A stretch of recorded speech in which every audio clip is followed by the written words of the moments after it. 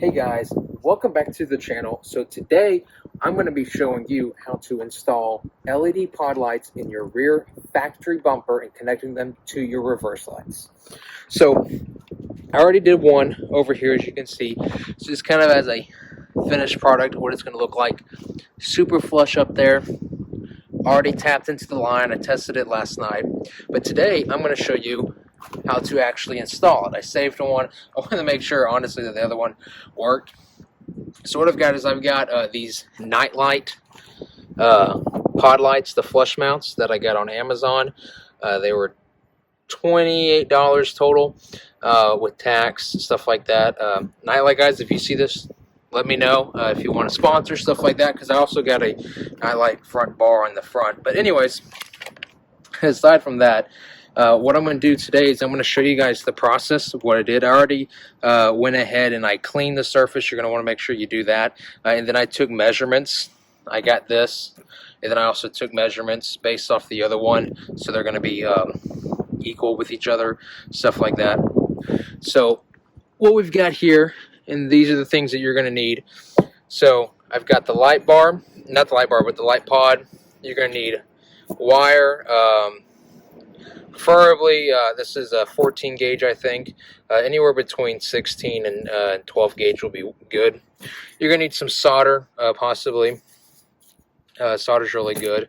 You're going to need this tool, and if you have the solder, you're going to need this pocket torch or something along the lines of that. And then, let's roll around. And if it is windy, I do apologize. This one down here is pretty annoying. Let's move the Koenigsegg hat out of the way. Oh, that's a pretty cool story behind that. That's actually Christian von Koenigsegg signed that hat himself. I got that signed at Monterey Car Week 2019. So that was pretty cool indeed. And I've already, side note, I've already gone into the panel because it was blowing. I thought it was blowing a fuse last night because I was using a wire tap in. It wasn't that. The wire tap in just couldn't handle it. But what I did here is you can find and look in your owner's manual. I went in and I upgraded the factory fuse from a 15 amp to a 20 amp just in case to handle the extra load that was necessary. So you'll need electrical tape. And then I already have some other connects, but I had to buy some more. And that just makes it super easy. I like connects, stuff like that. So let's see, where did my other tools go? Let me find those and we'll get back to it. All right, so I found the toolbox. This is what we need here. So what I'm going to use is, since I don't have a drill, I'm going to use this tip point bit here. Attach it to here. I'm going to see if I can attach you guys to the truck here. Alrighty, so I've got you guys set up here. Hopefully it stays. Okay, so what I'm going to use this for here, you can see, is I've got, you can't see it, it's very hard to see, but I've got markers here. And since I don't have my drill, I'm going to go in and just kind of, oh, sorry, I dropped you guys. Let's see here. Tripod's being a pain. Okay, so I'm going to go in here and I'm just going to puncture the hole. Get it kind of fresh and warmed up here.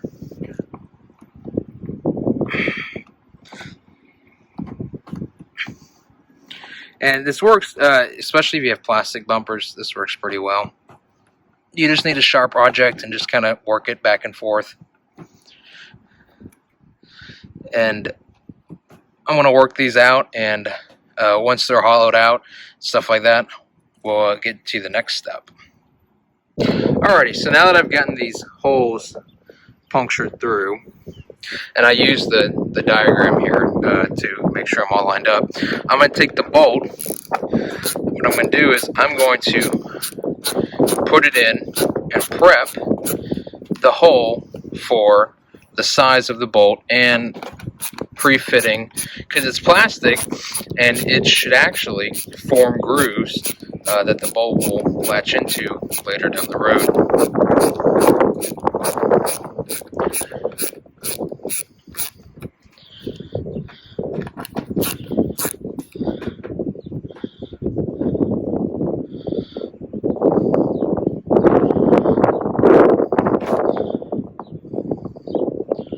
Big bolt.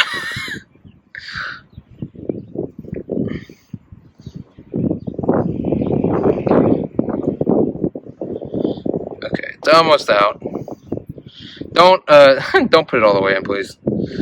So, as you can see there, but it's made grooves for it to go in.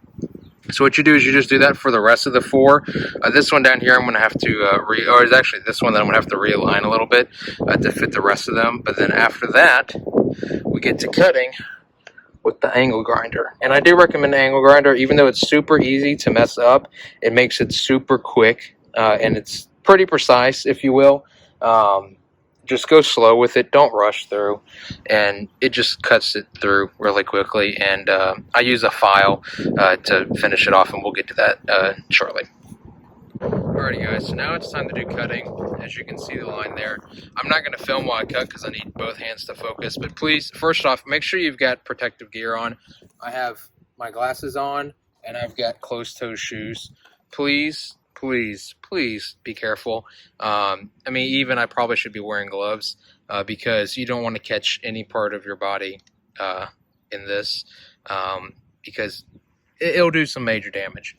But here, just go in, and I'm going to go in a little before the line, and I'm just going to go along there and take it, and just going to go real slow with it. So I'll catch you up on the other side. So now I've cut that out. That actually literally just took about 20 seconds to do. Got the vague hole going on. So what I'm going to do is I'm going to file and kind of clean it up. But before I do that, I need to go in and prepare this for connecting and stuff like that. So let's see here, and take these off. And what I'm going to do is I'm going to cut about an 8-inch section. Always have extra wire because you can always tuck it up later. You don't want to be short and have to cut and solder more. So what I'm going to do is I'm going to cut and splice, and then I'm going to wrap these up, and then I will solder them together. Alrighty, so I've got the wires here, and they're 2 7.5-inch lines. I hope you guys can see that. Sun's not too much of a glare. So I've got my solder here.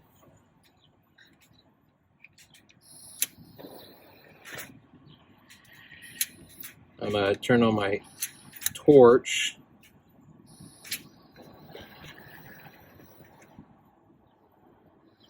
What I'm going to do is I'm just going to come in here and solder them up.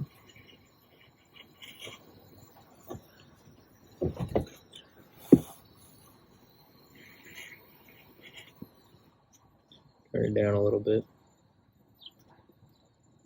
And put this over something that you don't really care about. And yes, if you do notice this is a first aid kit, it is important, but something that, you know, can get a little torn up.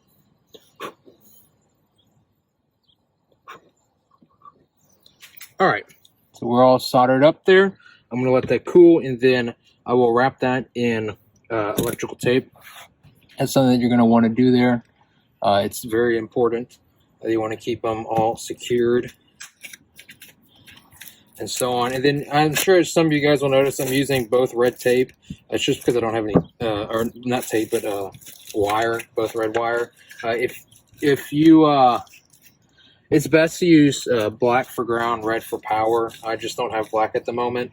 And what I'm going to do is I have a black Sharpie, and I'm going to highlight the grounding wood. Oh, and you guys just fell. Sorry about that, but that was probably scared some of you guys. Sorry about that. So yeah, I'm just gonna, this one is gonna be the ground. I'm just gonna highlight it in black Sharpie for further purpose and stuff like that. So I'm gonna get to cleaning these guys up and wrapping them in tape. I've wrapped it up. I did a protective cord tube around it, and then I wrap that up here. And then what I've done is I've Sharpied the ground one, since I don't have a colored one. And use these connectors. Don't use those like wire tap-ins, the ones that can clamp over the wire and do that, because I used that at first and it just kept blowing the fuse inside that, or blowing something, because it just kept burning out. So use these guys, they work the best. Just hard tap into the line. So now what I'm going to do is I'm going to go in here and I'm going to take off this panel, and I'm going to get that kind of working out, and then I'll go back to finalizing this hole right here. Alright, so I've now gotten the hole all shaped out here. It's always a little bit larger than you think. That's why you start small and then work your way up. You don't want to make it too big of a hole. I accidentally overcut here. I do think it will show just a tiny smidge, but not too much, hopefully. Let's go and slides right in like that, just like on the other side. Yeah, you can see just a tiny smidge over, but I'm not too fussed about that. And what I'm going to do is now I'm going to put the bolts in, put a large washer on the inside, and then throw them in, and then I'll tighten them down if need be. I didn't need to put the nuts and the locking washer on that one because it was pretty on tight, but I think I might need to do this on this one because this one's a little bit looser. So yeah, that's what it looks like. Got to get it tightened down. I think the lawnmower is about to come by, so we'll see you on the flip side where we go through the light and start connecting it all. So right now it's bolted in. I had to make another adjustment. I put it in, but it wasn't flush, and I didn't like it, and I wanted to look really good. So I've got that going there, and what I did is, it took me a little while, but I went in and I had to bolt these on the other side. There's an inner frame rail, so I had to wrap my hand up there and do that. Just had to go really slow and feel of it, and just kind of be real patient and kind of just feel around and just trust the way of the bolt and everything. So now go in here, and I've already taken this off ahead of time. And I was hoping that this wouldn't be here because it wasn't on the other side, but it is. So I'll have to cut this back so we can get access. Cut and then trim back and then split and then connect the wires, like splice them, and then reconnect them so I can put a connector on it. And then after that, we should be good to go. And then also, side note, this right here, if you can see this, this is actually part of the roof rack that goes down through the frame. This took about, I don't know, 8 hours to do. I had to go in through here, all the way in here, and go under there. Big, huge, complicated. So this is an easy task comparatively, but you can see right now what they look like. The thing is, you can do this with any factory bumper. Any factory bumper. If you've got plastic, you got metal, anything. I wanted to put them here in between, but the frame was too close to the bumper, and it just wouldn't have been flush, and it wouldn't have worked. And anyway, this would have helped more with visibility because these kind of are twisted opposite of what they're intended to, so they kind of point out. But for me, at least, this helps because I do a lot of trailering and stuff at night, and I can just put it in reverse, and I can see over to the sides a lot better. And I've still got this cone of visibility in the middle that works. And actually, the camera, it's not high quality enough to actually absorb the light and take it in, so it kind of actually blinds it out. So it works all, and it just looks freaking cool. I mean, I don't know, guys, about you, but that looks really cool, and you can do this to any car. Except for if you've got a truck like that, then you might have to go into the metal bumper because they have the step bars, or the corner steps. But yeah, that's where we're at so far right there, and now it's time to go play with the wires. So now we've got them connected. I wasn't sure because they're both green. It doesn't look like this, but they've got like green striping, and I wasn't sure because on the other one it was black and white. So it's obviously which one was power and ground. But then after further inspection, because that's all I was saying, and they look like they're both. This one's majority black with the green stripe. This one's majority green with the black stripe. So this one is ground. This one is power. So you have to go by that. So I've got them connected all there. What I'm going to do is I'm going to route the wire up through this panel gap here into here, and then connect them, and then see if it works. So we'll see. Let me get all that wired up and hooked in there, and that's basically just grab. What I'm going to do is I will grab some. I'll grab this here, and I'll feed it through there, and then I'll grab the lines down there, and I'll zip tie them to this, and then pull them and feed them back up, and then connect them to their respective components. So, and then also, if you're unsure about wiring stuff, I'll try to keep this as professional as possible, but the guy once told me the difference between here. So if you're unsure, this is a female connector and this is a male connector. This one goes into there, and you get the idea there. That's all I'm going to say. But that's the female connector, and then this is the male connector, which goes into this one. It was kind of, it's crude humor, but once you get the joke and you understand it, you don't forget it. So that's one way to remember it. And I'll let you guys fill in the rest. I'm not going to say it so I don't get demonetized here. But yeah, I tried some other connectors, but they were too big and they wouldn't clamp down. Make sure you've got a strong connection and crimp them all the way down so you get a solid connection across the board. Because I used to just crimp in one spot, and I didn't know that I had to crimp all the way down, and I lost connections over time. So, all right, well, after this, next thing you'll be seeing is it all flush up and working. All right, guys, check it out. So it's all connected up. I brought it up through there, connected it.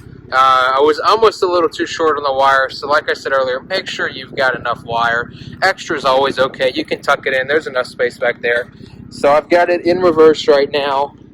Parking brake's on, and I'm against the curb, so it's all right. But there, you can see they're both working, and you can just tell the difference. There's the normal ones, and there's the LEDs. I might switch these out with LED bulbs later down the road for the full effect. LED all the way around, but man, dude, those look cool. The thing is these things only cost $28, and at most, I mean, you can get other equipment, but if you've had these, if you have this equipment and stuff, and if you've already got the connector stuff like that, you may be looking at $30 tops to do this. And if you don't, you may be looking at like $45 to $50 to get this stuff, because those connectors are pretty cheap and so on. But yeah, I mean, look at that. For for $30 to $50, these are pretty good. And I'll link these in the description below. I got the bigger ones, the brighter ones, because I always get the biggest and brightest stuff on my truck. So, all right, well, I will wait for this evening to roll around so I can show you guys what it looks like in the actual dark. So we'll see you then. Alrighty, guys, so it's evening time. It's sun's pretty much gone down. There's still just a tad bit of light in the sky. Here I'm in a well-lit parking lot, as you guys can see here. And before I go back and show you what it looks like on the back side, I'm gonna go take a look at what the camera looks like. So ignore the beeping and just tell me that the vehicle's in reverse. So that's what it looks like in the camera. Now, what I have noticed is since that camera isn't super high quality, it kind of blurs out and takes away the focus from the objects because it's so much brighter. But if you're using the mirrors, for instance, it makes it so much easier to see stuff. So, and I have 5% tint all the way around, minus the front, because that's not legal in Texas. It's not really legal in any state to have more than 30. I think it's now 20 in the front three. But anyways, I kind of know that already. That I knew that the camera was going to be put into a disadvantaged situation. But what I really was looking for is being able to see better out of my mirrors, and now I can. So this is what it looks like right here. super bright, super clean. It came out really well. And I do enjoy it. Got a little smudge something there on the camera.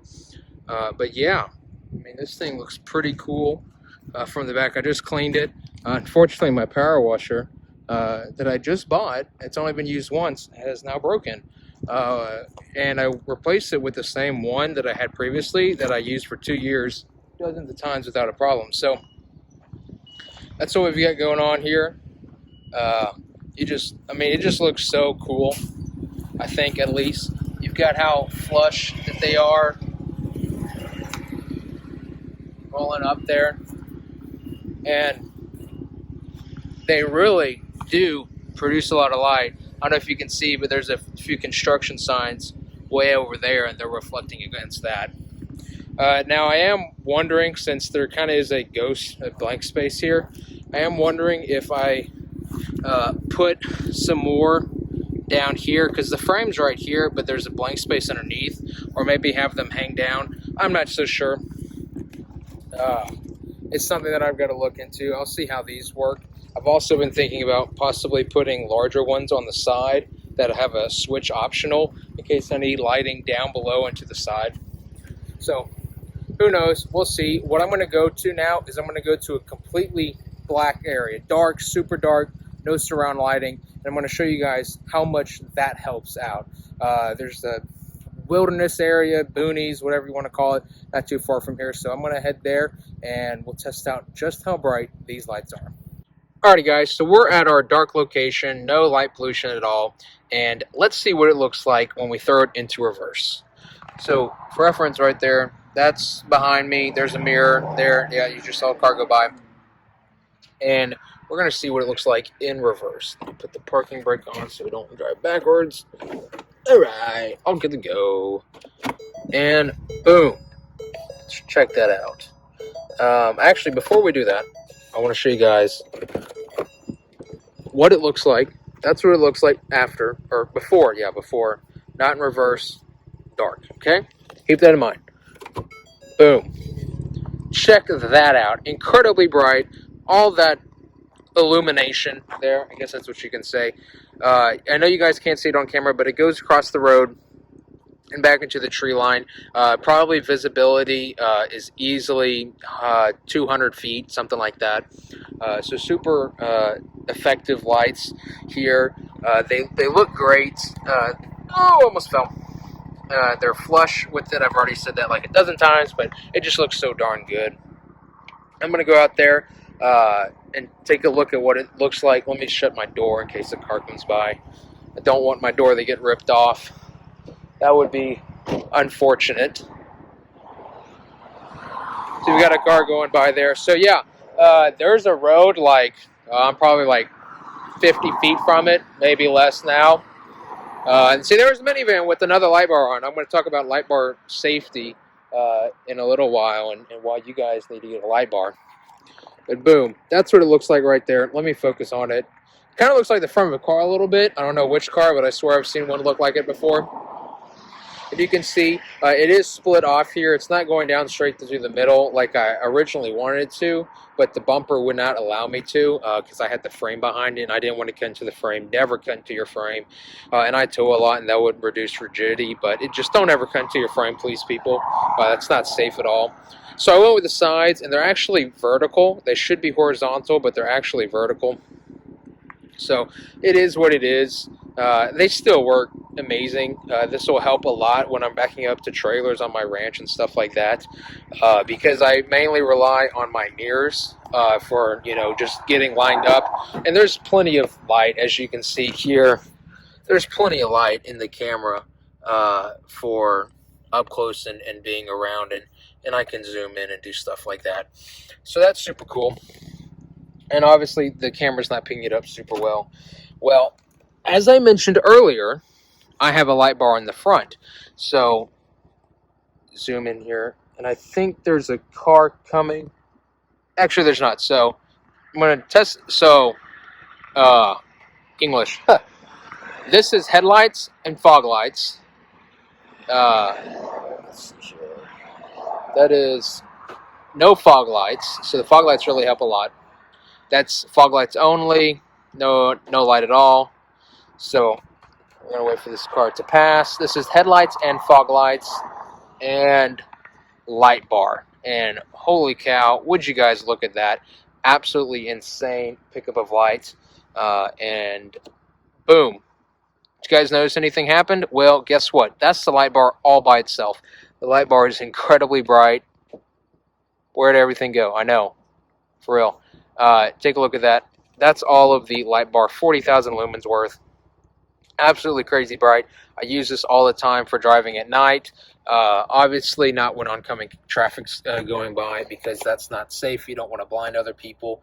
But it just helps. It helps you see if there's debris or objects in the road, wildlife, animals, deer, stuff like that. Especially if you're in cross country at night on those long stretches, especially like I-10, I-40, stuff like that.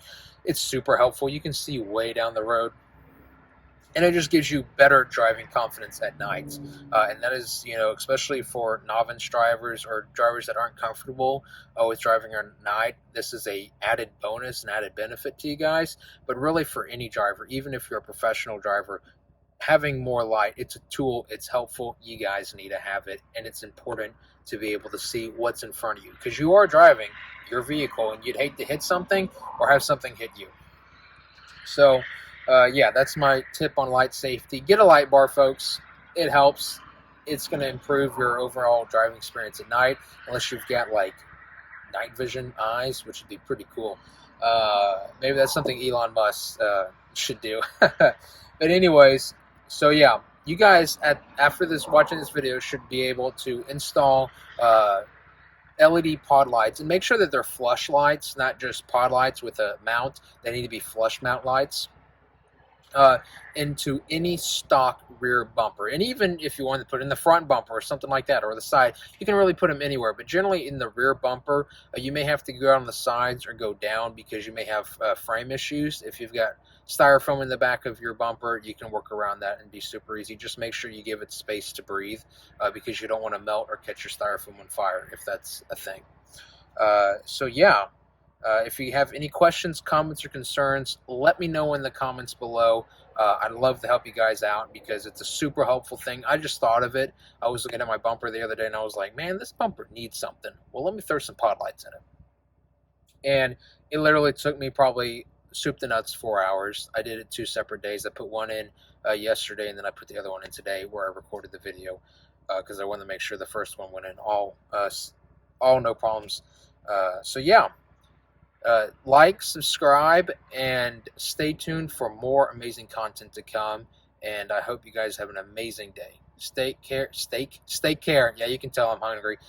Stay care, and we'll see you guys next video. See ya.